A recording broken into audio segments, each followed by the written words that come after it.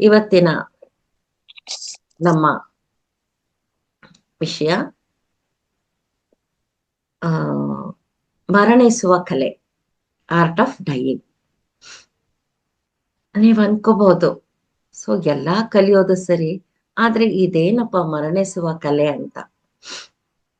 ಆದ್ರೆ ಸ್ನೇಹಿತರೆ, ಸಾಯುವುದು ಕೂಡ ಒಂದು ಕಲೆ. ನಾವು ಹೇಗೆ ಸಾಯ್ಬೇಕು ಅನ್ನೋದು ಕಲಿದೇ ಇದ್ರೆ ನಮ್ಮ ಜೀವನ ಎಲ್ಲ ವ್ಯರ್ಥ ಆಗುತ್ತೆ. ಈಗ ಉದಾಹರಣೆಗೆ ಸಿನಿಮಾ ತುಂಬಾ ಚೆನ್ನಾಗಿತ್ತು, ಆದ್ರೆ ಕ್ಲೈಮ್ಯಾಕ್ಸ್ ಚೆನ್ನಾಗಿಲ್ಲ.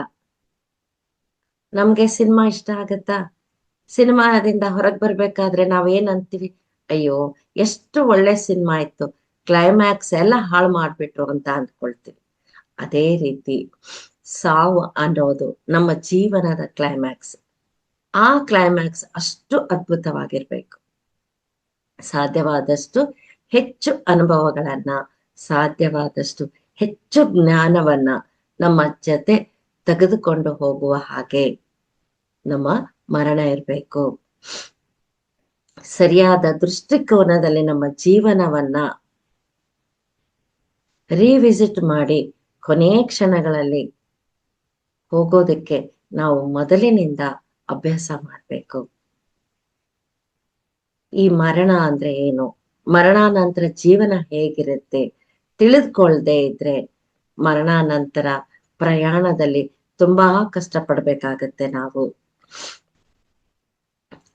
ಈಗ ನಾವು ಅಮೆರಿಕ ಹೋಗ್ತಾ ಇದೀವಿ, ಅಲ್ಲಿಗೆ ಸಾಕಷ್ಟು ಇಂಡಿಯಾದ ದುಡ್ಡನ್ನ ತೆಗೆದುಕೊಂಡು ಹೋಗಿ ಖರ್ಚು ಮಾಡ್ತೀವಿ ಅಂದ್ರೆ ಅಲ್ಲಿ ಇಂಡಿಯಾ ಕರೆನ್ಸಿ ಉಪಯೋಗ ಆಗತ್ತಾ?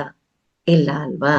ಅದೇ ರೀತಿ ಈ ಪ್ರಾಪಂಚಿಕ ವಿಷಯಗಳನ್ನ, ಪ್ರಾಪಂಚಿಕ ಜ್ಞಾನವನ್ನ ನಾವು ಎಷ್ಟೋ ಕೂಡಿ ಹಾಕೊಂಡು, ಈ ಪಾಂಡಿತ್ಯವನ್ನ ಎಲ್ಲ ಕೂಡಿ ಹಾಕೊಂಡು ಸತ್ತು ಹೋದ್ರೆ ಈ ಪ್ರಾಪಂಚಿಕ ವಿಷಯಗಳು ಯಾವುದೂ ನಮ್ಗೆ ಅಲ್ಲಿ ಕೆಲ್ಸಕ್ಕೆ ಬರೋದಿಲ್ಲ.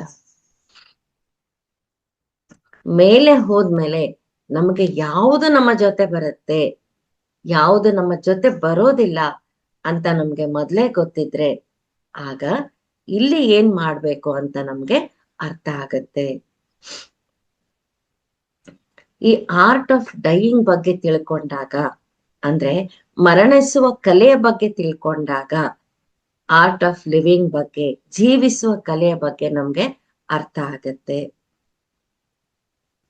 ಸೊ ನಾವು ಯಾವಾಗ ಹುಡ್ತೀವಿ ಆ ಸಾವು ಅನ್ನೋದು ಖಚಿತ.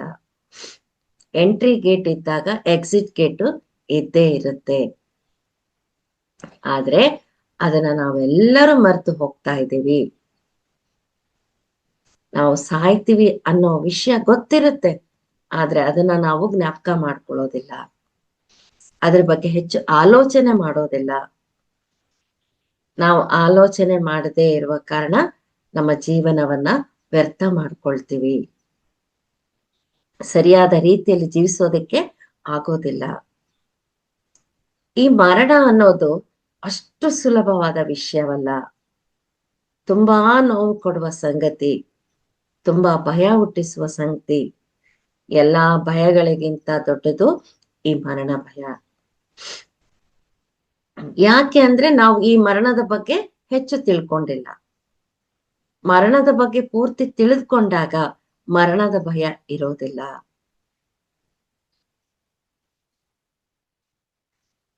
ಆದ್ರೆ ಎಷ್ಟು ನಾವು ತಿಳ್ಕೊಳ್ತಾ ಹೋದ್ರು ಕೂಡ ಎಲ್ಲೋ ಒಂದು ಕಡೆ ಆ ಭಯ ನಮ್ಮನ್ನ ಕಾಡ್ತಾ ಇರುತ್ತೆ. ಸೊ ನಾವು ಈ ಭೂಮಿ ಮೇಲೆ ಇರೋದಿಲ್ಲ ಅನ್ನೋದಕ್ಕಿಂತ ನಮ್ಮ ಜೊತೆ ಇರೋರು ಜೊತೆ ನಾವಿರೋದಿಲ್ಲ ಅಲ್ವಾ?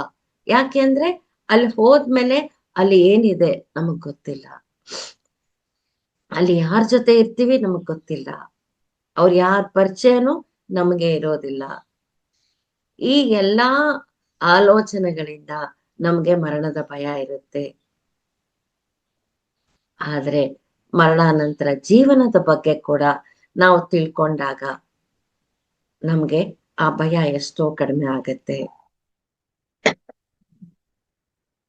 ನಮ್ಮ ಗುರುಗಳು ಮರಣಾನಂತರ ಜೀವನದ ಬಗ್ಗೆ, ಮರಣದ ನಂತರ ನಾವು ಎಲ್ಲಿ ಹೋಗ್ತೀವಿ, ಹೇಗ್ ಹೋಗ್ತೀವಿ, ಈ ಮರಣ ನಂತರ ನಾವು ಎಲ್ಲಿ ಹೋಗ್ಬೇಕು ಅನ್ನೋ ಜ್ಞಾನ ಕೊಡ್ತಾ ಬಂದಿದ್ದಾರೆ. ಎಷ್ಟೋ ಪುಸ್ತಕಗಳನ್ನ ಅವ್ರು ಸಜೆಸ್ಟ್ ಮಾಡಿದ್ದಾರೆ. You forever, life after death, ಇವೆಲ್ಲ ಓದಿ ನೀವು ಅಂತ ಹೇಳ್ತಾ ಬಂದಿದ್ದಾರೆ. ಮರಣದ ನಂತರ ಎಲ್ಲಿ ಹೋಗ್ಬೇಕು ಅನ್ನುವ ಜ್ಞಾನ ಇಲ್ಲದೆ, ಅಥವಾ ಈ ಭೂಮಿಯ ಮೇಲಿನ ವ್ಯಾಮೋಹವನ್ನ ಬಿಡದೆ ಎಷ್ಟೋ ಆತ್ಮಗಳು ಭೂಮಿಯ ಮೇಲೆ ಉಳ್ಕೊಂಡ್ಬಿಟ್ಟಿದ್ದಾವೆ. ಯಾಕೆಂದ್ರೆ ಈ ಮೋಹ ಇರಬಾರ್ದು ಅನ್ನೋದು ಅವ್ರಿಗೆ ಗೊತ್ತಿಲ್ಲ. ತಾವು ಮರಣ ಹೊಂದಿದೀವಿ ಅನ್ನೋದನ್ನೇ ಅವ್ರು ನಂಬೋದಿಲ್ಲ. ಆ ದೇಹದಲ್ಲಿ ಬರೋದಕ್ಕೆ ಪ್ರಯತ್ನ ಮಾಡ್ತಾ ಇರುತ್ತೆ ಆತ್ಮ, ಆದ್ರೆ ಬರೋದಕ್ಕೆ ಸಾಧ್ಯ ಇಲ್ಲ. ಎಲ್ರು ಕಾಣ್ತಾ ಇರ್ತಾರೆ ಕಣ್ಣಿಗೆ, ಆದ್ರೆ ಮಾತಾಡಿದ್ರೆ ಅವರಿಗೆ ಕೇಳಿಸೋದಿಲ್ಲ. ಆ ಆತ್ಮ ತನ್ನ ದೇಹದಲ್ಲಿ ಒಳಗಡೆ ಹೋಗೋದಕ್ಕೆ ಪ್ರಯತ್ನ ಮಾಡ್ತಾನೆ ಇರುತ್ತೆ ಅಂತೆ. ಯಾಕೆಂದ್ರೆ ಅದಕ್ಕೆ ಜ್ಞಾನ ಇಲ್ಲ. ನಾನು ಆ ದೇಹ ಬಿಟ್ಟು ಬಂದಿದ್ದೀನಿ ಅನ್ನುವ ಜ್ಞಾನ ಇಲ್ಲ ಅದಕ್ಕೆ. ಆ ಮೇಲಿನ ಮಾಸ್ಟರ್ಸು ಇಬ್ರು ಕೆಳಗಡೆ ಬರ್ತಾರಂತೆ, ಆ ಆತ್ಮಕ್ಕೆ ಕೌನ್ಸಿಲಿಂಗ್ ಕೊಡ್ತಾರಂತೆ. ಅದನ್ನ ಕೇಳಿ ಮೇಲೆ ಹೋದ್ರೆ ಹೋಗ್ಬಿಡ್ತಾರೆ. ಆದ್ರೆ ಅವ್ರು ಹೇಳಿದ ಮೇಲೂ ಕೂಡ ಇವ್ರು ಒಪ್ಕೊಳ್ದೆ ಇದ್ರೆ ಅಲ್ಲೇ ಉಳ್ಕೊಂಡ್ಬಿಡ್ತಾರೆ. ಅವು ಯಾರಿಗೂ ತೊಂದರೆ ಕೊಡೋ ಆತ್ಮ ಅಲ್ಲ. ಎಲ್ಲಿ ಹೋಗ್ಬೇಕು ಅನ್ನೋ ಜ್ಞಾನ ಇಲ್ದೆ ನೂರಾರು ವರ್ಷಗಳು ಈ ಭೂಮಿ ಮೇಲೆ ಉಳ್ಕೊಂಡ್ಬಿಟ್ಟಿರ್ತವೆ. ಸೊ ನಮ್ಮ PSSM ಎಷ್ಟೋ ಧ್ಯಾನಿಗಳು ಧ್ಯಾನಕ್ಕೆ ಕುತ್ಕೊಂಡಾಗ ಈ ಆತ್ಮಗಳು ಅವರಿಗೆ ಕಾಣಿಸಿದಾಗ ಅವುಗಳನ್ನ ಕರೆದು ನಮ್ಮ ಸೀನಿಯರ್ ಮಾಸ್ಟರ್ಸ್ ಮೇಲಿನ ಲೋಕಕ್ಕೆ ಕಳಿಸಿದ್ದಾರೆ. ಯಾಕೆ ಹೀಗ್ ನಡೆಯುತ್ತೆ ಅಂದ್ರೆ, ಆ ಒಂದು ಮರಣಿಸುವ ಕಲೆಯನ್ನ ನಾವು ಕಲ್ತ್ಕೊಂಡಿಲ್ಲ. ಅದನ್ನ ಕಲ್ತ್ಕೋಬೇಕು, ನೆನಪಿನಲ್ಲಿ ಇಟ್ಕೋಬೇಕು. ನಾವು ಹೇಗೆ ಜನ್ಮ ತಗೋಬೇಕು ಅನ್ನೋದನ್ನ ಆ ಮೇಲಿನ ಲೋಕದಿಂದ ಡಿಸೈಡ್ ಮಾಡ್ಕೊಂಡ್ ಬರ್ತೀವಿ, ಹಾಗೆ ಹೇಗೆ ಸಾಯ್ಬೇಕು ಅನ್ನೋದನ್ನ ಕೂಡ ಡಿಸೈಡ್ ಮಾಡ್ಬೇಕು. ಅದು ತುಂಬಾ ಅವಶ್ಯಕ. ನಮ್ಮ ಸಾವು ಹೇಗಿರ್ಬೇಕೋ ನಾವು ಡಿಸೈಡ್ ಮಾಡ್ಬೇಕು. ನಮ್ಮ ಮರಣ ಯಾವ ರೀತಿ ಇರ್ಬೇಕು ಅಂತ ನಾವು ಡಿಸೈಡ್ ಮಾಡಿದ್ರೆ ಅದಕ್ಕೆ ಅನುಸಾರವಾಗಿ ಜೀವನವನ್ನ ನಾವು ನಡೆಸ್ತೀವಿ. ಆ ಜೀವಿಸುವ ಕಲೆ ಕೂಡ ನಮ್ಗೆ ಬರುತ್ತೆ.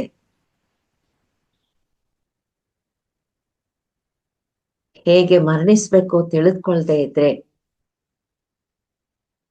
ಎಷ್ಟೇ ಹಾಸಿಗೆ ಮೇಲೆ ಎಷ್ಟು ನರಳುತ್ತಾ ಇದ್ರು ಕೂಡ ಜೀವ ಬಿಡೋದಕ್ಕೆ ಭಯ. ಆದ್ರಿಂದ ಅವರಿಗೂ ದುಃಖ, ಮನೆಯವರಿಗೂ ನೋವು. ಆದ್ರಿಂದ ಮರಣದ ಬಗ್ಗೆ ತಿಳ್ಕೋಬೇಕು.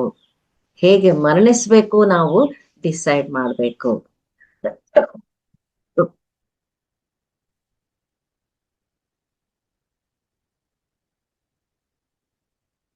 ನೋಡಿ,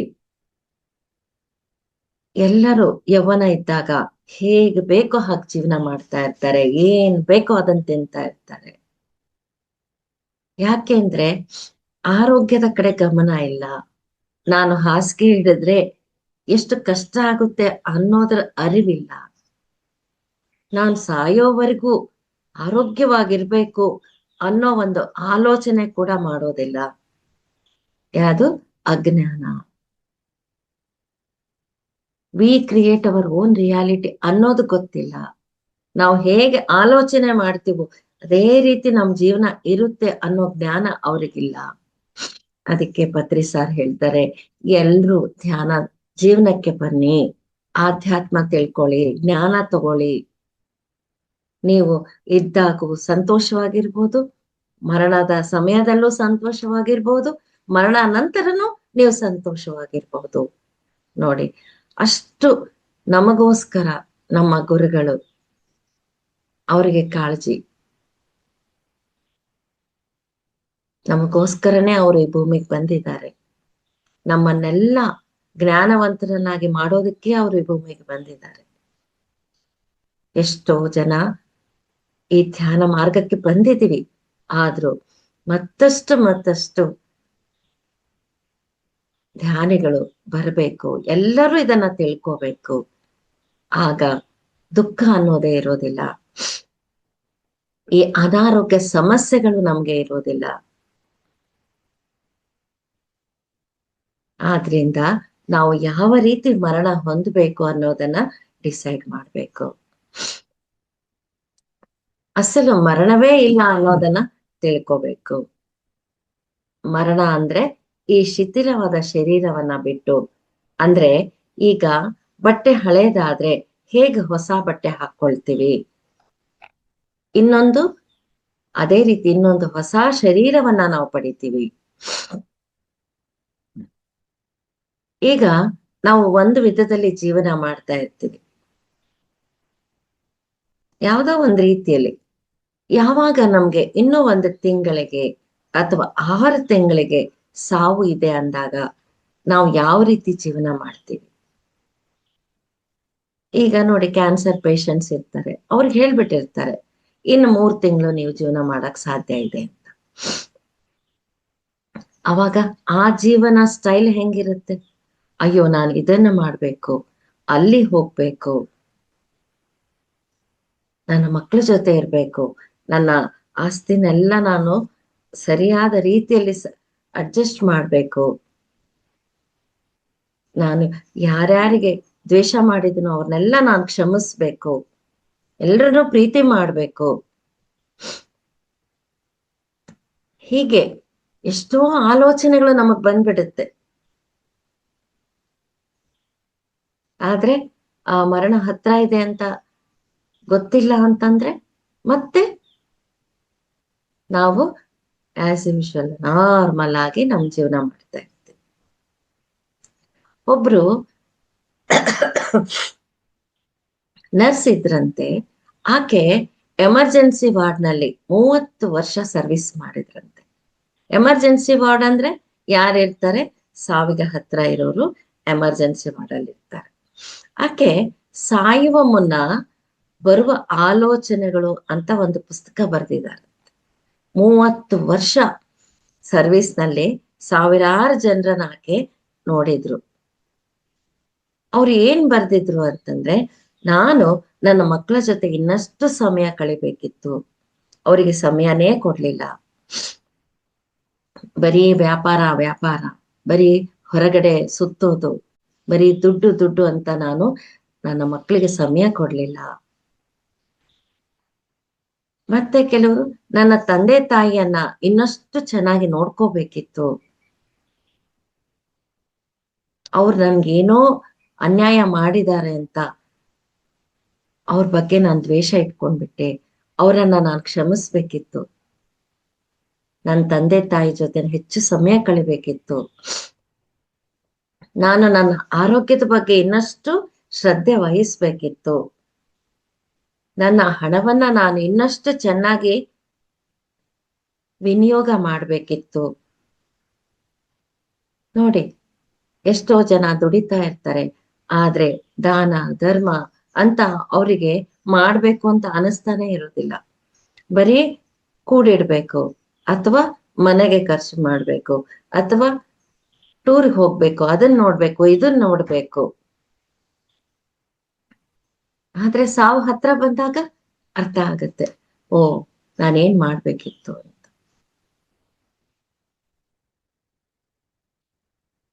ಸ್ಟೀವ್ ಜಾಬ್ಸ್ ಅತ್ಯಂತ ಶ್ರೀಮಂತ ವ್ಯಕ್ತಿ. ಅವನು ಮರಣಿಸುವ ಸಮಯದಲ್ಲಿ ಅವನ ಭಾವನೆಗಳು ಹೇಗಿತ್ತು ಅನ್ನೋದನ್ನ ನಾವು ಒಂದು ವಾಟ್ಸಪ್ ಅಲ್ಲಿ ನೋಡಿದೆ. ನಾನು ಹಣ ಗಳಿಸೋದ್ರಲ್ಲಿ ನನ್ನ ಸಮಯನೆಲ್ಲ ಕಳೆದ್ಬಿಟ್ಟೆ, ನಾನು ಮರಣಾನಂತರ ಜೀವನಕ್ಕೆ ಏನ್ ಬೇಕು ಅದನ್ನ ನಾನು ಮಾಡ್ಲಿಲ್ಲ ಅಂತ ಅವರು ಒಂದು ತಮ್ಮ ಭಾವನೆಗಳನ್ನ ಹಂಚಿಕೊಂಡಿದ್ದಾರೆ.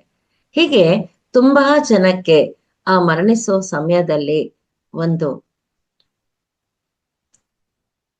ರಿಗ್ರೆಟ್ ಭಾವನೆಗಳು ಉಳ್ಕೊಂಡ್ಬಿಡುತ್ತೆ. ನಾವು ನೆನ್ಪಿಟ್ಕೋಬೇಕು, ನಮ್ಗೆ ಹೆಚ್ಚು ಸಮಯ ಇಲ್ಲ, ಸ್ವಲ್ಪ ಸಮಯ ಇದೆ, ಆ ಸಮಯವನ್ನ ಚೆನ್ನಾಗಿ ಉಪಯೋಗಿಸ್ಕೊಳ್ಬೇಕು. ಸೊ ನಾವು ಯಾವ ರೀತಿ ನಮ್ಮ ಲೈಫ್ ಅನ್ನ ಪ್ಲಾನ್ ಮಾಡ್ತೀವೋ, ನಮ್ಮ ಮರಣವನ್ನು ಕೂಡ ನಾವು ಪ್ಲಾನ್ ಮಾಡ್ಬೇಕು.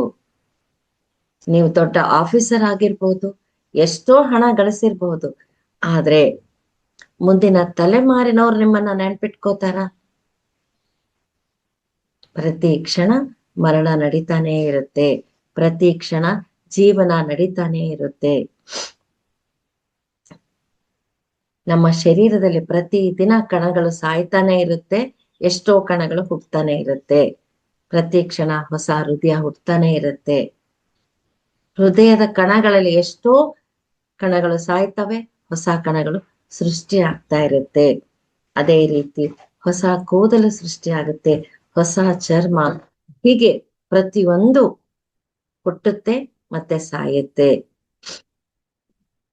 ನಾವು ಹುಟ್ಟಿದ ಮೇಲೆ ಆಲೋಚನೆ ಮಾಡ್ಬೇಕು, ನಾನು ಸತ್ತ ಮೇಲೆ ಶಾಶ್ವತವಾಗಿ ತೆಗೆದುಕೊಂಡು ಹೋಗುವ ಸಂಪತ್ತು ಯಾವುದು ಅಂತ. ನಾವು ಸಂಪಾದಿಸಿದ ಡಿಗ್ರಿಗಳಲ್ಲ, ಹಣ ಅಲ್ಲ, ಅಧಿಕಾರ ಅಲ್ಲ, ಇವು ಯಾವುವು ನಾವು ತೆಗೆದುಕೊಂಡು ಹೋಗೋದಕ್ಕೆ ಸಾಧ್ಯ ಇಲ್ಲ. ನೀವೆಲ್ಲ ಅಲೆಕ್ಸಾಂಡರ್ ಕತೆ ಕೇಳಿರಬಹುದು, ಆದ್ರೂ ಇಲ್ಲಿ ತುಂಬಾ ಜನ ಹೊಸಬ್ರು ಇರ್ತಾರೆ, ಅದನ್ನ ನಾನು ಮತ್ತೆ ಹೇಳ್ತೀನಿ. ಅಲೆಕ್ಸಾಂಡರು ಆ ಭಾರತದ ಮೇಲೆ ಎಷ್ಟೋ ಸಲ ದಂಡೆತ್ತಿ ಬಂದ, ಎಷ್ಟೋ ರಾಜ್ಯಗಳನ್ನ ಅವನು ತನ್ನ ವಶಕ್ಕೆ ತಗೊಂಡ. ಎಲ್ಲಿ ಬರ್ತಾನೋ, ಎಲ್ಲಿ ರಾಜ್ಯವನ್ನ ವಶ ತಗೊಳ್ಕೊಳ್ತಾನೋ, ಅಲ್ಲಿ ಸಂಪತ್ತನ್ನೆಲ್ಲ ತಗೊಂಡು ಹೋಗ್ತಾ ಇರ್ತಾನೆ. ಅಲ್ಲಿ ವಜ್ರ, ಮುತ್ತು, ರತ್ನ, ವೈಡೂರ್ಯಗಳನ್ನ ತಗೊಂಡು ಹೋಗ್ತಾ ಇರ್ತಾನೆ. ಒಂದು ಸಲ ಮತ್ತೆ ಅವನು ಯಾವ ರಾಜ್ಯಕ್ಕೆ ಹೋಗ್ತಾ ಇರ್ತಾನೋ ಅಲ್ಲಿ ಏನು ವಿಶೇಷ ಅನ್ನೋದನ್ನ ತಿಳ್ಕೊಳ್ತಾ ಇರ್ತಾನೆ. ಒಂದು ಸಲ ಒಂದು ರಾಜ್ಯಕ್ಕೆ ಬಂದ ಅವನು, ಅಲ್ಲಿ ಎಲ್ಲಾ ಯುದ್ಧ ಮುಗಿದ ಮೇಲೆ ಅವನ ಸೈನಿಕರಿಗೆ ಇಲ್ಲಿ ವಿಶೇಷ ಏನು ತಿಳ್ಕೊಂಡ್ ಬನ್ನಿ ಅಂತ ಹೇಳಿದ ಅವನು. ಅವರೆಲ್ಲಾ ಕಡೆ ಓಡಾಡಿ ವಾಪಸ್ ಬಂದ್ರು. ರಾಜ, ಇಲ್ಲಿ ಏನು ಅಂತ ವಿಶೇಷ ಇಲ್ಲ, ಆದ್ರೆ ಇಲ್ಲಿ ಒಬ್ಬ ವಿಶೇಷವಾದ ವ್ಯಕ್ತಿ ಇದ್ದಾರೆ, ಅವರಿಗೆ ಡಯೋಜಿನಸ್ ಅಂತ ಹೇಳ್ತಾರೆ. ಜನ ಎಲ್ಲ ಅವರನ್ನ ನೋಡೋದಕ್ಕೆ ಬರ್ತಾರೆ. ಅವರು ನೋಡೋದಕ್ಕೆ ತುಂಬಾ ಅವರಲ್ಲಿ ಒಂದು ಕಾಂತಿ ಇದೆ, ಅವ್ರು ತುಂಬಾ ಸರಳವಾಗಿದ್ದಾರೆ, ಒಂದು ಮರದ ಕೆಳಗಡೆ ಕಟ್ಟೆ ಮೇಲೆ ಕುತ್ಕೊಂಡಿರ್ತಾರೆ, ಅದೇ ಇಲ್ಲಿನ ವಿಶೇಷ ಅಂತ ಹೇಳ್ತಾರೆ. ಆದ್ರೆ ಆಗ ಅವನನ್ನ ಕರ್ಕೊಂಡ್ ಬಾ ಅಂತ ರಾಜ ಹೇಳ್ತಾನೆ. ಇವ್ರು ಹೋದ್ರು, ಆ ಡಯೋಜಿನಸ್ ಹತ್ರ ಹೋಗಿ ನಮ್ಮ ರಾಜ ನಿಮ್ಮನ್ನ ಕರಿತಾ ಇದ್ದಾರೆ ಅಂತ ಹೇಳಿದ್ರು. ನಾನ್ ಬರೋದಿಲ್ಲ, ನಿಮ್ ರಾಜರಿಗೆ ನನ್ನ ಹತ್ರ ಬರೋದಕ್ಕೆ ಹೇಳಿ ಅಂತ ಹೇಳ್ತಾರೆ. ಸೈನಿಕರು ಹೋದ್ರು, ಅಲೆಕ್ಸಾಂಡರ್ ಹತ್ರ ಹೇಳಿದ್ರು, ಅವ್ರು ಬರೋದಿಲ್ಲ ಅಂತೆ, ನೀವೇ ಅವ್ರ ಹತ್ರ ಹೋಗ್ಬೇಕಂತೆ ಅಂತ ಹೇಳ್ತಾರೆ. ಸರಿ ಅಂತ ಅಲೆಕ್ಸಾಂಡರ್ ಹೋಗ್ತಾನೆ. ಅಲ್ಲಿ ಮರದ ಕೆಳಗೆ ಒಂದು ಕಟ್ಟೆ ಮೇಲೆ ಡಯೋಜಿನಸ್ ಕುತ್ಕೊಂಡಿರ್ತಾನೆ. ಮುಖದಲ್ಲಿ ಒಂದು ಅದ್ಭುತವಾದ ಪ್ರಶಾಂತತೆ, ಕಾಂತಿ ಇರುತ್ತೆ. ಅವ್ರ ಸುತ್ತಲೂ ಜನ ಕುತ್ಕೊಂಡಿರ್ತಾರೆ. ಅವ್ರು ಏನೇನೋ ಪ್ರಶ್ನೆಗಳನ್ನ ಕೇಳ್ತಾ ಇರ್ತಾರೆ, ಅವ್ರು ಏನೋ ಹೇಳ್ತಾ ಇರ್ತಾರೆ. ರಾಜ ಬರ್ತಾನೆ. ಬಂದ ನಂತರ ಆ ಕೇಳ್ತಾನೆ, ಎಲ್ಲಾ ಪ್ರಜೆಗಳು ದೂರ ಹೋಗ್ಬಿಡ್ತಾರೆ. ನೀನೇನಾ ಡಯೋಜಿನಸ್ ಅಂದ್ರೆ, ಹೌದು, ಏನ್ ನಿನ್ ವಿಶೇಷ ಅಂತ ಕೇಳ್ತಾರೆ. ನನ್ ವಿಶೇಷ ಇರ್ಲಿ, ನಿಂದು ವಿಶೇಷ ಹೇಳು ಅಂತ ಡಯೋಜಿನಸ್ ಕೇಳ್ತಾನೆ. ನನ್ನ ವಿಶೇಷ ಏನು ಅಂತಂದ್ರೆ, ನಾನು ಎಲ್ಲಾ ರಾಜ್ಯಗಳನ್ನ ದಂಡೆತ್ತಿ ಅವರನ್ನ ವಶಪಡಿಸ್ಕೊಳ್ತೀನಿ, ನಂತರ ಅಲ್ಲಿರುವ ಹಣವನ್ನೆಲ್ಲ ತಗೊಂಡು ಹೋಗ್ತೀನಿ, ಮತ್ತೆ ಅಲ್ಲಿರುವ ಬೆಲೆ ಬಾಳುವ ವಜ್ರ ವೈಡೂರ್ಯಗಳನ್ನ, ಬೆಲೆ ಬಾಳುವ ವಸ್ತುಗಳನ್ನೆಲ್ಲ ನಾನು ತಗೊಂಡು ಹೋಗ್ತೀನಿ. ಆಮೇಲೆ ಏನ್ ಮಾಡ್ತೀಯ ಅಂದ್ರೆ, ಆಮೇಲೆ ಈ ಪ್ರಪಂಚದಲ್ಲೇ ಒಂದು ಚಕ್ರವರ್ತಿ ಅಂತ ನಾನು ಅನ್ಸ್ಕೊಳ್ತೀನಿ. ಎಲ್ಲಾ ಕಡೆ ಇರಲಾರದ ಹಣ ನನ್ನ ಹತ್ರ ಇರುತ್ತೆ, ಯಾರ ಹತ್ರ ಇರ್ಲಾರ್ದ ಬೆಲೆ ಬಾಳುವ ವಸ್ತುಗಳು ನನ್ನ ಹತ್ರ ಇರುತ್ತೆ. ಆಗ ಏನಾಗತ್ತೆ ಅಂದ್ರೆ, ನಾನ್ ಸಂತೋಷವಾಗಿರ್ತೀನಿ, ನನ್ಗೆ ಸಂತೋಷ ಇರುತ್ತೆ ಅಂತ ಹೇಳ್ತಾರೆ. ನೀನು ಇಷ್ಟು ವರ್ಷಗಳ ಕಾಲ ಎಷ್ಟೋ ಯುದ್ಧ ಮಾಡಿ, ಎಷ್ಟೋ ಜನರನ್ನ ಸಾಯಿಸಿ, ಎಷ್ಟೋ ಜನರಿಗೆ ಗಾಯವನ್ನ ಮಾಡಿ, ಎಷ್ಟೋ ಜನರ ಮನಸ್ಸನ್ನ ನೋಯಿಸಿ, ಎಷ್ಟೋ ಹಣವನ್ನ ದೋಚ್ಕೊಂಡು ಹೋಗಿ ಅನುಭವಿಸುವ ಸಂತೋಷವನ್ನ ಅದ ಯಾವುದೂ ಮಾಡದೆ ನಾನು ಅನುಭವಿಸ್ತಾ ಇದ್ದೀನಿ ಅಂತ ಹೇಳ್ತಾರ ನೋಡಿ. ಅವನಿಗೆ ಶಾಕ್ ಆಯ್ತು. ಹೌದಲ್ಲ, ನಿಜ ಅಲ್ಲ ಇದು. ಯಾಕೆಂದ್ರೆ ಅವನಿಗೆ ಆಲ್ರೆಡಿ ವಯಸ್ಸಾಗ್ತಾ ಬಂದಿತ್ತು, ದೇಹದಲ್ಲಿ ಶಕ್ತಿ ಕಡಿಮೆ ಆಗಿತ್ತು, ಸ್ವಲ್ಪ ಕಾಯಿಲೆನೂ ಬರ್ತಾ ಇತ್ತು. ಸ್ವಲ್ಪ ಅವನು ಬಗ್ಗಿದ್ದ, ಅಂದ್ರೆ ತಿಳ್ಕೊಳ್ಳೋ ಒಂದು ಸ್ಥಿತಿಗೆ ಸ್ವಲ್ಪ ಬಂದಿದ್ದ. ಹೌದಲ್ಲ, ಇದು ನಿಜ ಅಲ್ವಾ ಅವನ್ ಹೇಳಿರೋದು ಅಂತ ಅಂದ್ಕೊಂಡು ಅಲ್ಲಿಂದ ಹೊರಟೋಗ್ಬಿಡ್ತಾನೆ. ಹೋದ್ಮೇಲೆ ಅವನು ಇನ್ನಷ್ಟು ಕಾಯಿಲೆಗೆ ಗುರಿ ಆಗ್ತಾನೆ. ಅವನು ಒಂದು ಡೆತ್ ನೋಟ್ ಅಂತಾರಲ್ಲ, ಸಾಯುವಾಗ ಒಂದು ಪೇಪರ್ ಅಲ್ಲಿ ಅಥವಾ ಒಂದು ಆ ರಾಜರಲ್ಲಿ ಏನ್ ಬರೀತಾರೆ ಅದನ್ನ ಬರೆದು ಇಟ್ಟು ಸಾಯ್ತಾನೆ. ಏನಂತ ಬರ್ದಿರ್ತಾನೆ ಅಂತಂದ್ರೆ, ನಾನು ಸತ್ತ ಮೇಲೆ ನನ್ನನ್ನ ಒಂದು ಶವಪೆಟ್ಟಿಗೆ ಇರುತ್ತಲ್ಲ, ಆ ಶವಪೆಟ್ಟಿಗೆಗೆ 2 ದೊಡ್ಡ ತೂತುಗಳನ್ನ ಮಾಡಿ ನನ್ನ ಕೈಗಳನ್ನ ಈ ರೀತಿಯಾಗಿ ಹೊರಗಡೆ ಹಾಕ್ಬೇಕು. ನನ್ನನ್ನ ಈ ದೇಶದ ಅತ್ಯಂತ ಪ್ರಸಿದ್ಧ ವೈದ್ಯರು ಹೊತ್ಕೊಂಡು ಹೋಗ್ಬೇಕು. ನಾನು ಹೋಗುವ ದಾರಿಯಲ್ಲಿ ಮುತ್ತು ರತ್ನ ವಜ್ರ ವೈಡೂರ್ಯಗಳನ್ನ ಹಾಕಿರ್ಬೇಕು. ಯಾಕೆ ಅಂತಂದ್ರೆ, ನಾನು ಇಷ್ಟು ದೊಡ್ಡ ಚಕ್ರವರ್ತಿ ಆದ್ರೂ ಕೂಡ ಖಾಲಿ ಕೈಯಲ್ಲಿ ಹೋಗ್ತಾ ಇದ್ದೀನಿ. ನನ್ನಲ್ಲಿ ಅಷ್ಟೊಂದು ಪ್ರಸಿದ್ಧ ವೈದ್ಯರಿದ್ರು ಕೂಡ ನನ್ನ ಸಾವನ್ನ ಅವ್ರು ತಪ್ಪಿಸೋದಕ್ಕೆ ಆಗ್ಲಿಲ್ಲ ಅಂತ ಆ ವೈದ್ಯರನ್ನ ನೋಡಿ ಗೊತ್ತಾಗ್ಬೇಕು. ನಾನು ಎಷ್ಟೇ ಹಣ ಸಂಪಾದನೆ ಮಾಡಿದ್ರು, ಬೆಲೆ ಬಾಳುವ ಮುತ್ತು ರತ್ನ ವಜ್ರ ವೈಡೂರ್ಯ ಸಂಪಾದನೆ ಮಾಡಿದ್ರು ಕೂಡ ಅದು ಯಾವುದೂ ನನ್ ಜೊತೆ ಬರೋದಿಲ್ಲ ಅನ್ನೋದು ಜನರಿಗೆ ಅರ್ಥ ಆಗ್ಬೇಕು ಅಂತ ಅವನು ಒಂದು ಡೆತ್ ನೋಟ್ ಬರೆದು ಸತ್ತಿರ್ತಾನೆ. ಅದೇ ರೀತಿ ಆ ಅವನನ್ನ ಆ ಒಂದು ಸ್ಮಶಾನಕ್ಕೆ ಕರೆದುಕೊಂಡು ಹೋಗ್ತಾನೆ. ಅಂದ್ರೆ ಸತ್ತ ಮೇಲೆ ನಾವು ಏನ್ ತಗೊಂಡು ಹೋಗ್ತೀವಿ ಅನ್ನೋದನ್ನ ಬದುಕಿದ್ದಾಗ ನಾವು ತಿಳ್ಕೋಬೇಕು. ಸೊ ನಾವೇನ್ ತಗೊಂಡು ಹೋಗ್ತೀವಿ? ಹಣವನ್ನ ತಗೊಂಡು ಹೋಗಕ್ಕಾಗತ್ತಾ? ನಮ್ಮ ಬಂಧು ಬಾಂಧವರನ್ನ ತಗೊಂಡು ಹೋಗಕ್ಕಾಗತ್ತಾ?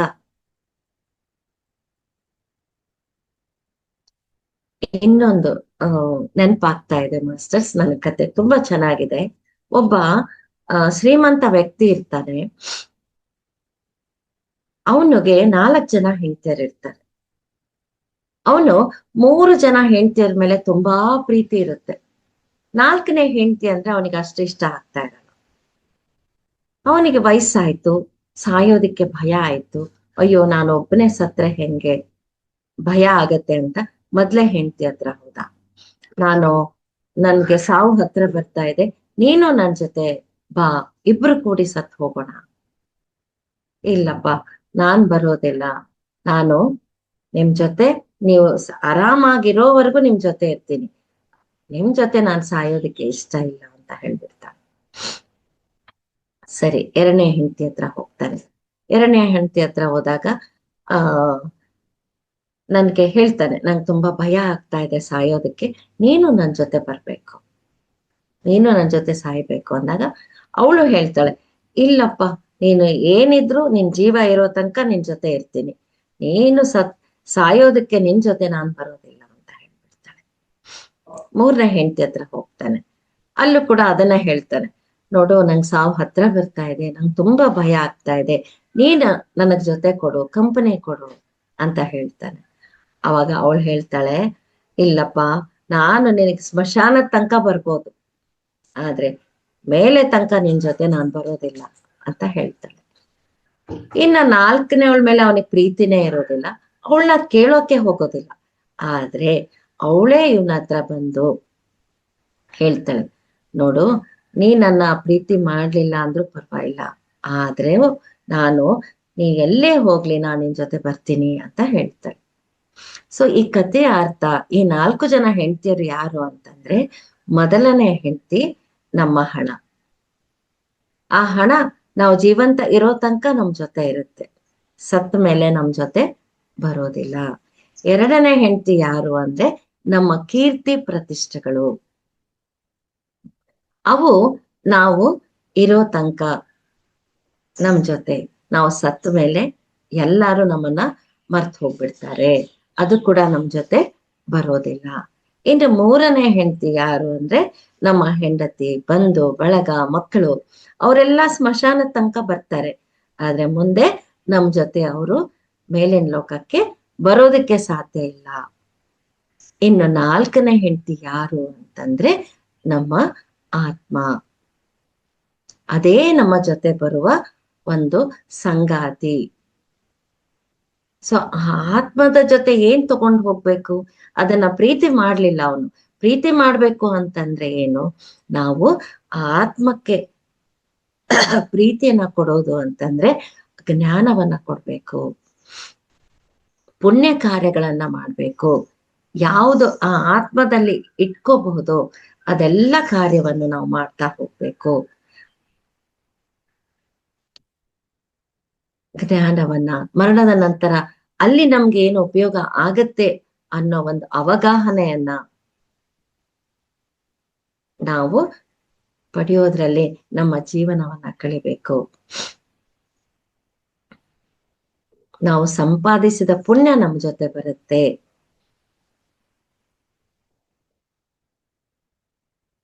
ಸೊ ಅದನ್ನ ತಿಳ್ಕೊಂಡಾಗ ಯಾವುದನ್ನ ಗಳಿಸೋದಕ್ಕೆ ಎಷ್ಟು ಸಮಯ ನಾವು ಕೊಡ್ತೀವಿ, ಯಾವುದು ಶಾಶ್ವತವಾದದ್ದು, ಯಾವುದು ಅಶಾಶ್ವತವಾದದ್ದು ನಮ್ಗೆ ಅರ್ಥ ಆಗತ್ತೆ. ನಂಬಿಕೆಗಳನ್ನ ನಾವು ತಗೊಂಡು ಹೋಗ್ತೀವಿ. ಬಿಲೀಫ್ಸ್ ಅಂತ ಹೇಳ್ತಾರಲ್ಲ, ಒಬ್ಬ ವ್ಯಕ್ತಿಗೆ ಹಿಂದಿನಿಂದ ಬೆನ್ನಲ್ಲಿ ಚೂರಿ ಹಾಕಿ ಸಾಯಿಸಿರ್ತಾರೆ. ಮುಂದಿನ ಜನ್ಮದಲ್ಲಿ ಅವನಿಗೆ ಬೆನ್ನು ಬರ್ತಾ ಇರುತ್ತೆ. ಅವನು ಯಾರನ್ನೂ ನಂಬೋದಿಲ್ಲ. ಅಂದ್ರೆ ಸಾಯುವಾಗಿನ ಏನ್ ಗುರುತುಗಳಿರ್ತಾವಲ್ಲ, ಇಂಪ್ರೆಷನ್ಸ್ ಅಂತ ಹೇಳ್ತೀವಿ, ಅವನ್ನೆಲ್ಲ ಮುಂದಿನ ಜನ್ಮಕ್ಕೆ ನಾವು ತೆಗೆದುಕೊಂಡು ಹೋಗ್ತೀವಿ.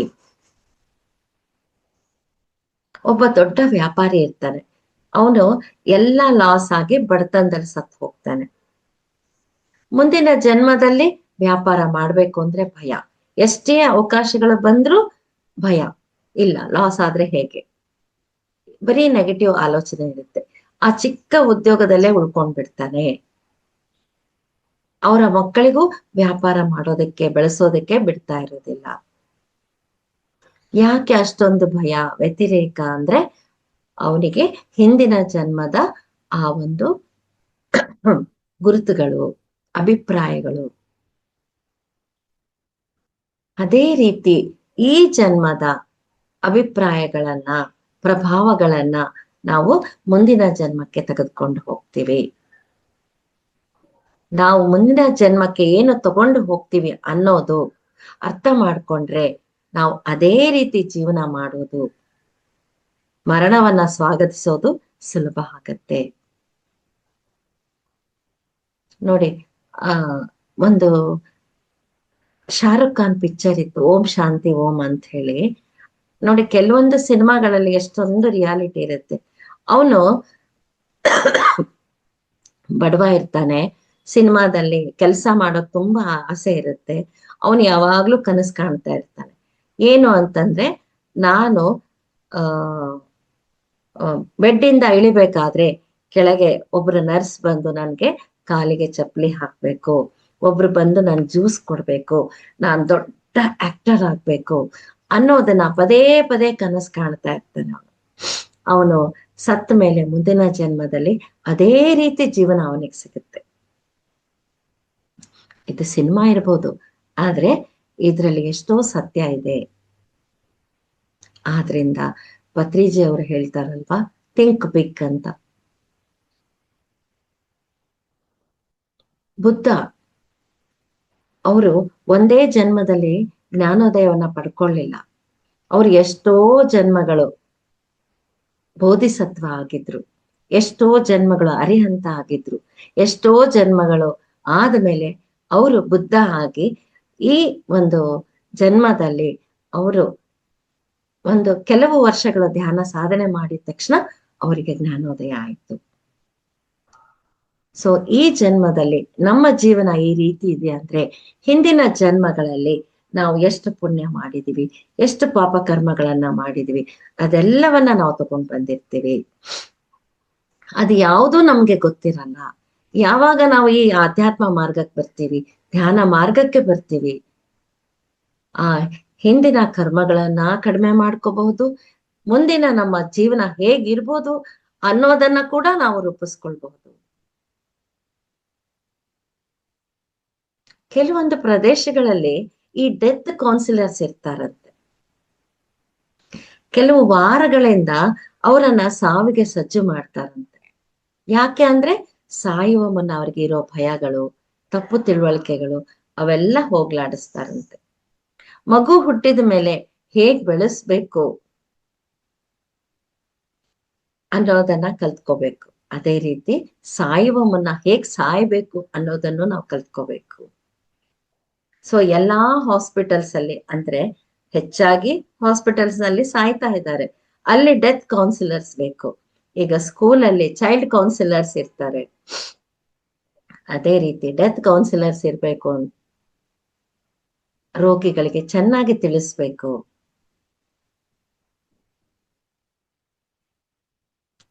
ಸೊ ನಮ್ಮ ಈಗಿನ ಜೀವನ ಮುಂದಿನ ಜೀವನವನ್ನ ಡಿಸೈಡ್ ಮಾಡುತ್ತೆ.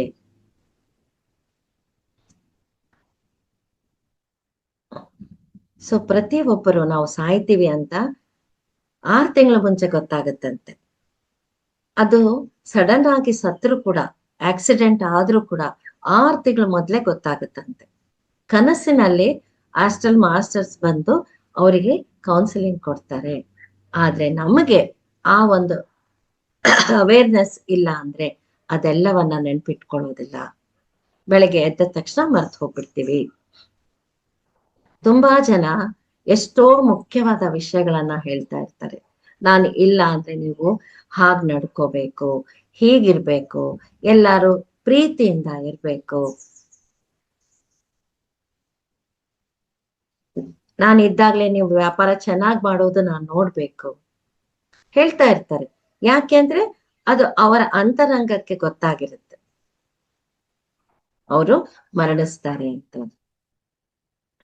ಸಾಮಾನ್ಯವಾಗಿ ಸಾಯೋ ಮಾತು ಕುಟುಂಬದಲ್ಲಿ ಚರ್ಚೆ ಮಾಡೋದಕ್ಕೆ ಇಷ್ಟಪಡೋದಿಲ್ಲ.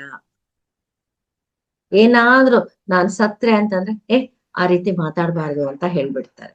ಆದ್ರೆ ಜನನವು ಎಷ್ಟು ಸತ್ಯನೋ ಮರಣವು ಕೂಡ ಅಷ್ಟೇ ಸತ್ಯ. ಮತ್ತೆ ಯಾರಾದ್ರೂ ಹಿರಿಯರು ಮರಣಕ್ಕೆ ಹತ್ರ ಇರ್ತಾರೆ ಅಂದ್ಕೊಳ್ಳಿ, ಅವರನ್ನ ಎಷ್ಟೋ ಶ್ರದ್ಧೆಯಿಂದ ಪ್ರೇಮದಿಂದ ನಾವು ನೋಡ್ಕೋಬೇಕು. ಅವ್ರಿಗೆ ಎಷ್ಟೋ ಸಹಾಯ ಮಾಡಿದವರಾಗ್ತೀವಿ, ಎಷ್ಟೋ ಪುಣ್ಯ ಸಂಪಾದನೆ ಮಾಡಿದ ಹಾಗಾಗತ್ತೆ. ನಾವು ತೋರಿಸಿದ ಪ್ರೀತಿ, ನಾವು ಹೇಳೋ ಮಾತುಗಳು ಅವರ ಜೀವನವನ್ನ ಎಷ್ಟೋ ಮೆಟ್ಟಲುಗಳ ಮೇಲೆ ತಗೊಂಡು ಹೋದಾಗ ಆಗತ್ತೆ. ಹಾಗೆ ಮೇಲೆ ಹೋದ್ಮೇಲೆ ನಾವು ನೋಡ್ತೀವಿ, ನಾವು ಸಾಯುವ ಮುನ್ನ ಯಾವ ಪರಿಸ್ಥಿತಿಯಲ್ಲಿದ್ವಿ, ಯಾರ್ಯಾರು ನಮ್ಗೆ ಸೇವೆ ಮಾಡ್ತಾ ಇದ್ದಾರೆ, ನನ್ನ ಸಮಾಧಿ ಎಲ್ಲಿದೆ, ನನ್ನ ಮರಣ ಯಾತ್ರೆ ಯಾವ ರೀತಿ ನಡೆಯಿತು, ಎಲ್ಲವನ್ನೂ ನಾವು ನೋಡ್ತಾ ಇರ್ತೀವಂತೆ. ನೋಡಿ, ಇತ್ತೀಚೆಗೆ ವೃದ್ಧಾಶ್ರಮಗಳು ತುಂಬಾ ಆಗ್ತಾ ಇದೆ. ಅದನ್ನ ಕೇಳಿದ್ರೇನೆ ತುಂಬಾ ಬೇಜಾರಾಗುತ್ತೆ. ಯಾಕೆ ಅಂದ್ರೆ 8 ಮಕ್ಳಿರ್ಲಿ 10 ಮಕ್ಳಿರ್ಲಿ ಯಾವತ್ತೂ ತಂದೆ ತಾಯಿ ಮಕ್ಕಳು ನನಗೆ ಭಾರ ಅಂತ ಹೇಳೋದಿಲ್ಲ.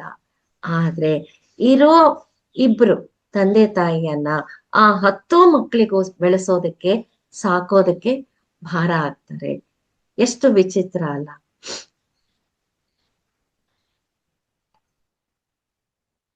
ಇವ್ರು ಎಷ್ಟು ಸಂಪಾದನೆ ಮಾಡಿದ್ರು, ಎಷ್ಟು ದಾನ ಧರ್ಮ ಮಾಡಿದ್ರು, ಬೇರೆಯವರಿಗೆ ಎಷ್ಟೇ ಸಹಾಯ ಮಾಡಿದ್ರು, ಎಷ್ಟೇ ಒಳ್ಳೆ ರೀತಿಯಲ್ಲಿ ಜೀವನ ಮಾಡಿದ್ರು, ಅದು ವ್ಯರ್ಥ. ತಂದೆ ತಾಯಿಯನ್ನ ಯಾರು ಸೇವೆ ಮಾಡ್ತಾರೆ ಅದೇ ನಿಜವಾದ ಪುಣ್ಯ ಕಾರ್ಯ. ಪತ್ರಿಜಿಯವರು ನನ್ಗೆ ನೀನು ಧ್ಯಾನ ಪ್ರಚಾರ ಮಾಡೋದಕ್ಕ ಬರ್ಬೇಕಮ್ಮ ಅಂತ ಎಷ್ಟು ಹೇಳೋರು. ಆದ್ರೆ ಮನೆಯಲ್ಲಿ ಮಾವ ಹಾಸಿಗೆ ಹಿಡಿದಿದ್ರು, ಅತ್ತೆಯವರು ಮೆತ್ತಗಾಗಿದ್ರು. ಅವರ ಕರ್ತವ್ಯಗಳನ್ನ ಸಂಪೂರ್ಣವಾಗಿ ಮುಗಿಸೋವರೆಗೂ ನಾನು ಈ ಒಂದು ಪ್ರಚಾರ ಜೀವನಕ್ಕೆ ಬರಲಿಲ್ಲ. ಅಂದ್ರೆ ನಮ್ಮ ಕರ್ತವ್ಯಗಳನ್ನ ನಾವು ಆ ಸ್ಥಾನದಲ್ಲಿ ನಿಂತ್ಕೊಂಡು ಸರಿಯಾಗಿ ನಿರ್ವಹಿಸ್ಬೇಕು. ಪತ್ರಿಜಿಯವರು ಧ್ಯಾನ ಪ್ರಚಾರ ಅಂದಿದ್ದಾರೆ ಅಂತ ತಕ್ಷಣ ಎಲ್ಲಾ ಕರ್ತವ್ಯ ಬಿಟ್ಟು ನಾವು ಹೊರಗೆ ಬಂದು ಧ್ಯಾನ ಪ್ರಚಾರ ಮಾಡೋದಲ್ಲ. ನಾವು ಗಂಟೆಗಟ್ಟಲೆ ಧ್ಯಾನ ಮಾಡ್ಬೇಕು ಅಂತ ಹೇಳಿದ್ದಾರೆ ಅಂತ ಮನೆ ಕರ್ತವ್ಯಗಳನ್ನೆಲ್ಲ ಬಿಟ್ಟು ಧ್ಯಾನಕ್ಕೆ ಕುತ್ಕೊಳ್ಳೋದಲ್ಲ. ಎಲ್ಲವನ್ನೂ ಬ್ಯಾಲೆನ್ಸ್ ಮಾಡ್ಬೇಕು. ಆಗ್ಲೇ ಆ ಮೇಲೆ ಆ ಭಗವಂತ ನಮ್ಮನ್ನ ಮೆಚ್ತಾನೆ. ಹಾಗೆ ನಾವು 60 ವರ್ಷ ಜೀವಿಸಿರ್ಬೋದು, 70 ವರ್ಷ ಜೀವನ ಮಾಡಿರ್ಬೋದು, ಅದೆಲ್ಲವನ್ನ ಕೊನೆಯ ಕ್ಷಣಗಳಲ್ಲಿ ನಾವು ನೆನಪು ಮಾಡ್ಕೊಳ್ತೀವಂತೆ. ಆ ಕೊನೆಯ ಕ್ಷಣಗಳ ಅವಗಾಹನೆಯನ್ನ ಅದರ ಆಧಾರದ ಮೇಲೆ ನೆಕ್ಸ್ಟ್ ಜನ್ಮಕ್ಕೆ ಪ್ಲಾನ್ ಮಾಡಿ ತಗೊಂಡು ಹೋಗ್ತೀವಂತೆ. ಆದ್ರಿಂದ ಒಬ್ಬ ವ್ಯಕ್ತಿಯನ್ನ ಅದ್ಭುತವಾಗಿ ನಾವು ಕಳಿಸ್ಕೊಡ್ಬೇಕು. ಹುಟ್ಟಿದಾಗ ಎಷ್ಟು ವಿಜೃಂಭಣೆಯಿಂದ ಆಹ್ವಾನ ಮಾಡ್ತೀವೋ, ಎಷ್ಟು ಪ್ರೀತಿಯಿಂದ ಆಹ್ವಾನ ಮಾಡ್ತೀವೋ, ಕಳಿಸುವಾಗ ಕೂಡ ಅಷ್ಟು ಪ್ರೀತಿಯಿಂದ ಅಷ್ಟು ವಿಜೃಂಭಣೆಯಿಂದ ಕಳಿಸ್ಕೊಡ್ಬೇಕು. ಅಷ್ಟು ಅನ್ಕಂಡೀಷನಲ್ ಆಗಿ ಅವರನ್ನ ಅಕ್ಸೆಪ್ಟ್ ಮಾಡ್ತೀವೋ, ಅಂದ್ರೆ ಹುಟ್ಟಿದಾಗ ಅಷ್ಟೇ ಅನ್ಕಂಡೀಷನಲ್ ಆಗಿ ನಾವು ಸೆಂಡ್ ಆಫ್ ಮಾಡ್ಬೇಕು. ಒಂದೊಂದು ಸಲ ನಮ್ಮ ಟೈಮ್ ಎಲ್ಲ ಅವರ ಸೇವೆ ಮಾಡೋದಕ್ಕೆ ಹೋಗ್ಬಹುದು, ಆದ್ರೂ ಸೇವೆ ಮಾಡ್ಬೇಕು. ಯಾಕೆಂದ್ರೆ ಅದು ತುಂಬಾ ಮುಖ್ಯ. ಸಾಯುವ ಸಮಯದಲ್ಲಿ ಅವ್ರ ಜೊತೆ ನಾವು ಸಮಯ ಕಳೆಯೋದು, ಸರಿಯಾಗಿ ಅವರನ್ನ ಕಳಿಸ್ಕೊಡೋದು ನಮ್ಮ ಜವಾಬ್ದಾರಿ. ಅದನ್ನು ಪುಣ್ಯ ಕರ್ಮವನ್ನಾಗಿ ನಾವು ನೋಡ್ಬೇಕು. ಬುದ್ಧ ಭಗವಾನರು ಯಶೋಧರೆಯನ್ನ ಮಗು ಚಿಕ್ಕದಿದ್ದಾಗ ಬಿಟ್ಟು ಹೋಗ್ಬಿಡ್ತಾರೆ. ಅವಳಿಗೆ ಎಷ್ಟೊಂದು ದುಃಖ ಇರುತ್ತೆ. ಪತ್ರಿಜಿಯವರು ಅದಕ್ಕೆ ಹೇಳಿದ್ರು, ಯಾರು ಸಂಸಾರವನ್ನ ಬಿಟ್ಟು ಹೋಗ್ಬೇಡಿ, ನಿಮ್ಮ ಕರ್ತವ್ಯಗಳನ್ನ ಮಾಡಿಕೊಳ್ತಾ ನೀವು ಆಧ್ಯಾತ್ಮ ಜೀವನವನ್ನ ಅನುಭವಿಸಿ ಅಂತ ಅದಕ್ಕೋಸ್ಕರನೇ ಪತ್ರಿಜಿಯವರು ನಮ್ಗೆ ಹೇಳ್ತಾ ಬಂದಿದ್ದಾರೆ. ಫಿಸಿಕಲ್ ಲೈಫ್, ಸ್ಪಿರಿಚುವಲ್ ಲೈಫ್ ಎರಡೂ 50-50 ಮಾಡ್ಬೇಕು ನೀವು. ಹಾಗೆ ಯಾರಾದ್ರೂ ತೀರ್ಕೊಂಡಾಗ ಅವ್ರ ಜೊತೆ ಇರೋರ್ಗೆ ಎಷ್ಟೋ ದುಃಖ ಇರುತ್ತೆ. ಅದೆಲ್ಲವನ್ನ ನಾವು ಹಾದು ಬರ್ಬೇಕು. ಅದು ಅಷ್ಟು ಸುಲಭ ಅಲ್ಲ. ಧ್ಯಾನ ಮಾಡ್ತಾ ಇದ್ದೀವಿ, 4 ಪುಸ್ತಕಗಳನ್ನ ಓದಿದೀವಿ ಅಂದ ಮಾತ್ರಕ್ಕೆ ಆ ದುಃಖವನ್ನ ಮರೆಯೋದಿಕ್ಕೆ ಸಾಧ್ಯವಿಲ್ಲ. ಅದನ್ನ ಎದುರಿಸಿದಾಗ ಅರ್ಥ ಆಗತ್ತೆ. ಈಗ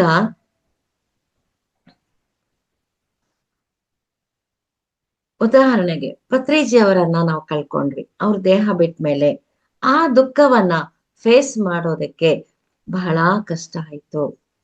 ಅವರ ಶರೀರ ಮಾತ್ರ ಇಲ್ಲ, ಅವರ ಚೈತನ್ಯ ಎಲ್ಲಾ ಕಡೆ ಇದೆ ಅಂತ ಗೊತ್ತು. ಆದ್ರೂ ಅವ್ರು ನಮ್ಮ ಮನೆಗ್ ಬರ್ತಾರ? ಅವ್ರಿಗೆ ನಾವು ಅಡಿಗೆ ಮಾಡಿ ಬಡಿಸೋದಕ್ಕಾಗತ್ತಾ? ಅವ್ರ ಕಾಲು ಒತ್ತೋದಕ್ಕಾಗತ್ತಾ?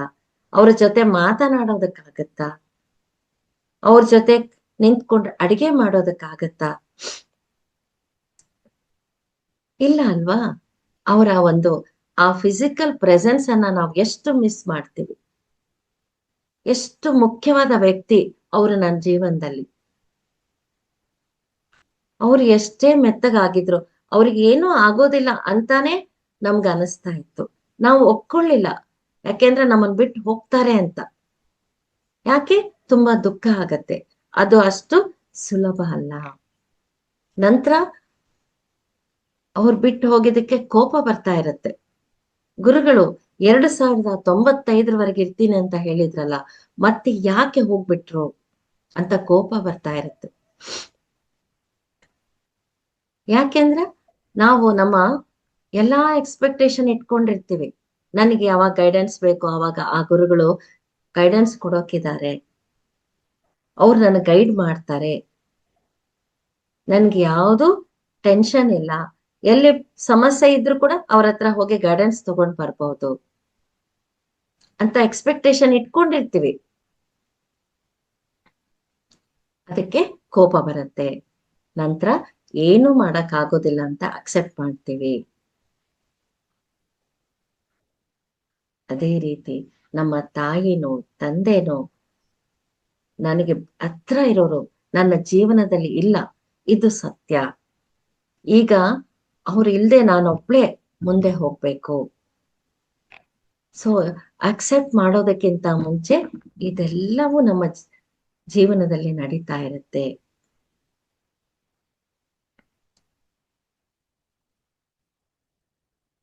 ಜೀವನ ಅನ್ನೋದು ಎಷ್ಟು ಮುಖ್ಯನೋ ಮರಣ ಅನ್ನೋದು ಕೂಡ ಅಷ್ಟೇ ಮುಖ್ಯ. ನಾವು ಮೊದಲಿನಿಂದ ಅಂದ್ಕೋಬೇಕು, ನಾನ್ ತುಂಬಾ ಆರೋಗ್ಯವಾಗಿ, ಪೂರ್ತಿ ಅರಿವಿನಿಂದ, ಜ್ಞಾಪಕ ಶಕ್ತಿಯಿಂದ, ಚೆನ್ನಾಗಿ ಸೇವೆ ಮಾಡ್ತಾ ನನ್ನ ಡೆತ್ ಡೇಟ್ ಡಿಕ್ಲೇರ್ ಮಾಡಿ ನಾನು ಸಾಯ್ಬೇಕು ಅಂತ ಕೇಳ್ಕೋಬೇಕು. ಯಾವಾಗ ನಾವು ನಮ್ಮ ಮರಣ ಹೇಗಿರ್ಬೇಕು ಅಂತ ಕೇಳ್ಕೊಳ್ತೀವೋ ಅದಕ್ಕೆ ಅನುಸಾರವಾಗಿ ಜೀವನ ಮಾಡೋದಕ್ಕೆ ಪ್ರಾರಂಭ ಮಾಡ್ತೀವಿ. ಪರಮಹಂಸ ಯೋಗಾನಂದರು ಮರಣ ಹೊಂದಿದ ಮೇಲೆ 20 ದಿನ ಅಥವಾ ಅದಕ್ಕಿಂತ ಹೆಚ್ಚು ದಿನಗಳ ಮೇಲೆ ಅವರ ಶರೀರವನ್ನ ಪ್ರದರ್ಶನಕ್ಕೆ ಇಟ್ಟಿದ್ರಂತೆ. ಮಾಮೂಲಾಗಿ ಅಷ್ಟು ದಿನ ಶರೀರ ಇಟ್ಟಾಗ ಅದು ಹಾಳಾಗತ್ತೆ. ಆದ್ರೆ ಅವರ ಶರೀರ ಸ್ವಲ್ಪ ಕೂಡ ಹಾಳಾಗ್ಲಿಲ್ಲ. ಕನಿಷ್ಠ ಕೈಗಳು ಕೂಡ ಬಿಗಿ ಆಗ್ಲಿಲ್ವಂತೆ. ಜೀವನದಲ್ಲಿ ಹಾಗೂ ಮರಣದಲ್ಲಿ ಕೂಡ ಯೋಗಿ ಅಂತ ಆ ಪರಮಹಂಸ ಯೋಗಾನಂದ್ರಿಗೆ ಹೇಳ್ತಾರೆ.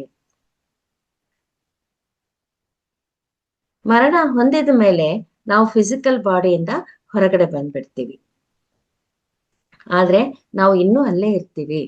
ಆ ಕರ್ಮಕಾಂಡಗಳು ನಡಿಬೇಕಾದ್ರೆ, ಎಲ್ರು ನಮ್ಮ ಬಗ್ಗೆ ಮಾತನಾಡ್ಕೊಳ್ಬೇಕಾದ್ರೆ ಎಲ್ಲವನ್ನ ನಾವು ನೋಡ್ತಾ ಇರ್ತೀವಿ. ನಮ್ಮ ಕರ್ಮಕಾಂಡಗಳನ್ನ ನಾವೇ ನೋಡ್ಕೊಳ್ತೀವಿ. ಆದ್ರಿಂದ ಅವರಿಗೆ ಯಾವ ರೀತಿ ನಾವು ಸೆಂಡ್ ಆಫ್ ಮಾಡ್ತಾ ಇದ್ದೀವಿ, ಎಷ್ಟು ಪ್ರೀತಿಯಿಂದ ನೋಡ್ಕೊಂಡು ಕಳಿಸಿದೀವಿ, ಅವರ ಬಗ್ಗೆ ಎಷ್ಟು ಅದ್ಭುತವಾಗಿ ಮಾತನಾಡ್ತಾ ಇದ್ದೀವಿ ಅನ್ನೋದು ಬಹಳ ಮುಖ್ಯ. ಒಂದು ಸಿನಿಮಾ ಬಂದಿತ್ತು ತೆಲುಗಲ್ಲಿ, ಆ ನలుగుರು ಅಂತ. ಕನ್ನಡದಲ್ಲೂ ಬಂದಿರ್ಬೇಕು, ನನಗಷ್ಟು ನೆನಪಾಗ್ತಾ ಇಲ್ಲ. ಅವನು ದೇಹ ಬಿಟ್ಟ ಮೇಲೆ ಅವನ ಬಗ್ಗೆ ಹೆಂಡತಿ ಏನ್ ಮಾತಾಡ್ತಾಳೆ, ಮಗಳು ಯಾವ ರೀತಿ ಮಾತಾಡ್ತಾ ಇದ್ದಾಳೆ, ಗಂಡ್ಮಕ್ಳು ಯಾವ ರೀತಿ ಮಾತಾಡ್ತಾ ಇದ್ದಾರೆ, ಎಲ್ಲವನ್ನ ಮೇಲಿನಿಂದ ಅವನು ನೋಡ್ತಾ ಇರ್ತಾನೆ. ತುಂಬಾ ಚೆನ್ನಾಗಿತ್ತು. ವಿಷ್ಣುವರ್ಧನ್ ಅನ್ಸುತ್ತೆ ಕನ್ನಡದಲ್ಲಿ, ನನ್ಗೆ ಹೆಸರು ಗೊತ್ತಾಗ್ತಾ ಇಲ್ಲ. ಸೊ ಅದು ಮರಣ ನಂತರ ಏನೇನ್ ನಡೆಯುತ್ತೆ ಅನ್ನೋದನ್ನ ತುಂಬಾ ಚೆನ್ನಾಗಿ ಅದ್ಭುತವಾಗಿ ಅದ್ರಲ್ಲಿ ತೋರಿಸಿದ್ದಾರೆ. ಸೊ ಮರಣ ಹೊಂದಿದ ಮೇಲೆ ಅವರನ್ನ ಕರ್ಕೊಂಡು ಹೋಗೋದಕ್ಕೆ 2 ಮಾಸ್ಟರ್ಸ್ ಬರ್ತಾರೆ. ಬಂದು ಆ ಆತ್ಮವನ್ನ ಮೇಲೆ ಕರ್ಕೊಂಡು ಹೋಗ್ತಾರೆ. ಆ ಮರಣ ಹೊಂದಿದವರು ಯಾವ ಗುರುಗಳ ಜೊತೆ ಆಗ್ಲಿ, ಯಾವ ದೈವದ ಜೊತೆ ಆಗಲಿ ಪೂರ್ತಿಯಾಗಿ ಕನೆಕ್ಟ್ ಆಗಿದ್ರೆ ಅವರ ಚೈತನ್ಯ ಮರಣ ಹೊಂದಿದವರ ಆತ್ಮವನ್ನ ಲಿಫ್ಟ್ ಮಾಡೋದಕ್ಕೆ ಅಲ್ಲಿ ಬರುತ್ತೆ. ನಾವು ಎಷ್ಟು ಸ್ಟ್ರಾಂಗ್ ಆಗಿ ಆ ಮಾಸ್ಟರ್ಗೆ ಕನೆಕ್ಟ್ ಆಗಿದ್ವೋ ಆ ಮಾಸ್ಟರ್ಸ್ ಬಂದು ಆ ಆತ್ಮವನ್ನ ತುಂಬಾ ಸುಲಭವಾಗಿ ಲಿಫ್ಟ್ ಮಾಡ್ತಾರೆ. ಇದು ಖಂಡಿತ ಸತ್ಯ. ಯಾಕೆ ಅಂತಂದ್ರೆ ನಮ್ಮ ಮಾವನವರು ಹಾಸ್ಪಿಟ್ಲ್ ಅಲ್ಲಿ ಕೊನೆಯ ಕ್ಷಣದಲ್ಲಿ ಇದ್ರು. ನಮ್ಮ ಯಜಮಾನ್ರು ಹೊರಗಡೆ ವಿಸಿಟರ್ಸ್ ರೂಮ್ ಅಲ್ಲಿ ICU ಅಲ್ಲಿ ಇದ್ದಿದ್ರಿಂದ ಅವ್ರ ಫ್ರೆಂಡ್ ಬಂದು ತುಂಬಾ ಹೊತ್ತಾಯ್ತು, ನೀವ್ ಹೊರಗಡೆ ಸ್ವಲ್ಪ ಹೊತ್ತು ಮಲ್ಕೋ ಅಂತ ಕಳಿಸ್ಬಿಟ್ರು. ಅವ್ರು ಮಲಗಿದಾಗ ನಾವು ಗಾಯತ್ರಿ ತಪೋಭೂಮಿ ವಲ್ಲಭ ಚೈತನ್ಯರನ್ನ ತುಂಬಾ ನಂಬಿದ್ವಿ. ಅವರು ನಮ್ಮ ಯಜಮಾನ್ರು ಮಲ್ಕೊಂಡಾಗ ಬಂದು, ಬಾ ಇಲ್ಲಿ ಯಾಕೆ ಮಲ್ಕೊಂಡಿದ್ಯಾ, ಅಲ್ಲಿ ಅಪ್ಪರ ಹತ್ರ ಹೋಗೋಣ ಅಂತ ಕರ್ಕೊಂಡು ಹೋದ್ರಂತೆ. ಕರ್ಕೊಂಡು ಹೋಗಿ ನೀನು ಮಾತಾಡ್ಸು, ನಿಮ್ಮಪ್ಪ ಇನ್ನ ಸ್ವಲ್ಪ ಹೊತ್ತಿಗೆ ಇರೋದಿಲ್ಲ, ಅವ್ರನ್ನ ನೋಡು ಕಣ್ತುಂಬ ಅಂತ ಹೇಳಿದ್ರಂತೆ. ಅಷ್ಟ್ ಆದ್ಮೇಲೆ ಅವ್ರ ಫ್ರೆಂಡ್ ಬಂದು ಇವರಿಗೆ ಕರೆದು, ಅಪ್ಪ ಅವ್ರಿಲ್ಲ ಇನ್ನ ಅಂತ ಹೇಳ್ಬಿಟ್ರು. ಅಂದ್ರೆ ನಾವು ನಮ್ಮ ಮನೆಗೆ ತುಂಬಾ ಬರ್ತಾ ಇದ್ರು ಆ ಗುರುಗಳು. ನಾವು ಆ ಗುರುಗಳ ಸೇವೆಯನ್ನ, ಗಾಯತ್ರಿ ತಪೋಭೂಮಿ ಸೇವೆಯನ್ನ ತುಂಬಾ ಮಾಡ್ತಾ ಇದ್ವಿ. ಅಂದ್ರೆ ಆ ಗುರುಗಳೇ ಸ್ವತಃ ಬಂದು ನಮ್ಮ ಮಾವನರ ಆತ್ಮವನ್ನ ಕರ್ಕೊಂಡು ಹೋದ್ರು. ಆ ಒಂದು ದೃಶ್ಯ ನಮ್ಮ ಮನೆಯವರು ಮಲ್ಕೊಂಡಾಗ ಅವರಿಗೆ ಅದು ಕಾಣಿಸಿದೆ.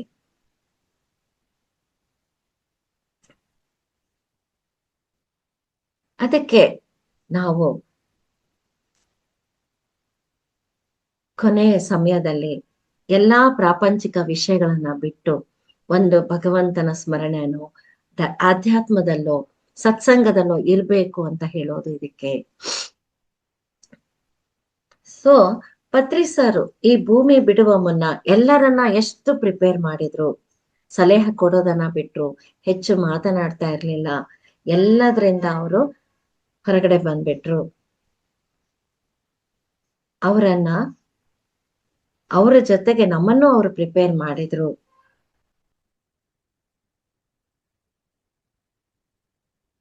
ಎಲ್ಲರಿಗೂ ನಾವು ಧೈರ್ಯ ಕೊಡ್ಬೇಕು, ಎಲ್ಲರನ್ನು ನಾವು ಪ್ರಿಪೇರ್ ಮಾಡ್ಬೇಕು, ಆ ರೀತಿಯಾಗಿ ನಾವು ಮರಣಿಸ್ಬೇಕು. ಅದು ಅದ್ಭುತವಾದ ಮರಣ. ಮತ್ತೆ ಸಾಯುವಾಗ ಬಾಯಿಂದ, ಮೂಗಿನಿಂದ, ಕಣ್ಣು, ಕಿವಿ, ಕೆಳಗಡೆ ರಂಧ್ರದಿಂದ ಎಲ್ಲಿಂದಲಾದ್ರೂ ಪ್ರಾಣ ಹೋಗುತ್ತಂತೆ. ಆದ್ರೆ ಉತ್ತಮವಾದ ಪ್ರಾಣ ಹೋಗುವ ರೀತಿ ಯಾವುದು ಅಂದ್ರೆ ನಮ್ಮ ಬ್ರಹ್ಮರಂಧ್ರದಿಂದ ಪ್ರಾಣ ಹೊರಟು ಹೋಗುವುದು.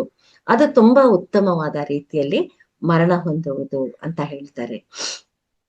ಆ ರೀತಿಯಾಗಿ ನನ್ನ ಮರಣ ಬರ್ಬೇಕು, ತುಂಬಾ ಈಸಿಯಾಗಿ ಮರಣಿಸ್ಬೇಕು.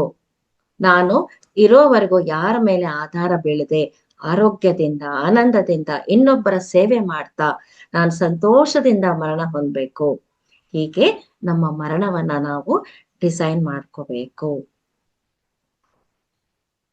ನಾವು ಎಷ್ಟು ಶ್ರೇಷ್ಠವಾದ ಪ್ಲಾನ್ ಮರಣದ ಬಗ್ಗೆ ಮಾಡ್ತೀವೋ ಅಷ್ಟೇ ಶ್ರೇಷ್ಠವಾದ ಜೀವನ ನಮ್ಮದಾಗಿರುತ್ತೆ. ನಾವು ಎಷ್ಟು ಶ್ರೇಷ್ಠವಾಗಿ ಜೀವನ ಮಾಡ್ತೀವೋ ಅಷ್ಟು ಶ್ರೇಷ್ಠವಾಗಿ ಮರಣಿಸ್ತೀವಿ, ಅಷ್ಟು ಎಲ್ಲರ ಮನಸ್ಸಲ್ಲಿ ನಾವಿರ್ತೀವಿ. ತಲೆ ತಲಾಂತರ ನಮ್ಮ ನೆನಪು ಎಲ್ಲರ ಮನಸ್ಸಲ್ಲಿ ಇರುತ್ತೆ. ಆದ್ದರಿಂದ ಪ್ರತಿ ಒಬ್ಬರು ಮರಣಾನಂತರ ಜೀವನದ ಬಗ್ಗೆ ಅತ್ರೀಜಿ ಅವರು ಹೇಳಿರುವ ವಿಷಯಗಳನ್ನ ನಾವು ತಿಳ್ಕೋಬೇಕು. ಮರಣ ಹೇಗಿರ್ಬೇಕು ಅನ್ನೋದನ್ನ ಇವತ್ತಿನಿಂದನೇ ಒಂದು ಬೋರ್ಡ್ ಅಲ್ಲಿ ಹಾಕೊಂಡ್ಬಿಡಿ. ಯಾವ ರೀತಿ ನಾವು ಮರಣಿಸ್ಬೇಕು ಅನ್ನೋದನ್ನ ಪ್ರತಿದಿನ ಅದನ್ನ ನೋಡ್ತಾ ನಿಮ್ಮ ಮರಣವನ್ನ ನೀವು ಪ್ಲಾನ್ ಮಾಡ್ತಾ ಇದ್ದಾಗ ಅದೇ ರೀತಿ ಮರಣ ನಮ್ಮದಾಗತ್ತೆ. We create our own reality. ಅದು ನಮ್ಗೆಲ್ಲರಿಗೂ ಗೊತ್ತೇ ಇದೆ. ಸೊ ಈ ಮರಣಿಸುವ ಕಲೆಯನ್ನ ಪ್ರತಿ ಒಬ್ಬರು ನಾವು ತಿಳ್ಕೋಬೇಕು. ತಿಳ್ಕೊಂಡಾಗ ಜೀವಿಸುವ ಕಲೆ ನಮ್ಗೆ ಅರ್ಥ ಆಗತ್ತೆ.